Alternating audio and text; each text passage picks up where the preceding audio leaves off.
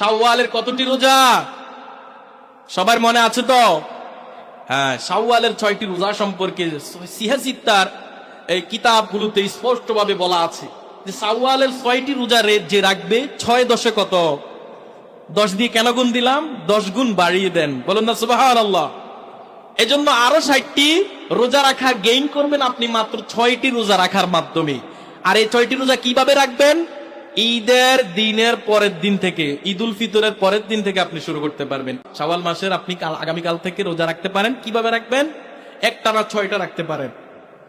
আবার আপনি একটা রাখলেন, একটা ভাঙলেন, 2টা ভাঙলেন, 3 দিনের দিন আবার রাখলেন, বা 4 দিনের দিন রাখলেন। এভাবে ভেঙ্গেও পুরা শাওয়াল মাসে আপনি 6টা রোজা পূর্ণ করতে পারবেন, সুযোগ আছে। আল্লাহ আমাদেরকে শাওয়ালের রোজাগুলো রাখার তৌফিক দান করুক, বলুন আমিন।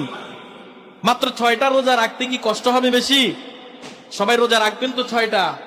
দেখি আমরা যারা প্রাপ্ত বয়স্ক আছি 6টা রাখতে বেশি কষ্ট হবে না? হাত তোলেন সবাই, বলেন শাওয়াল মাসের 6টি রোজা ইনশাআল্লাহ পূরণ করব।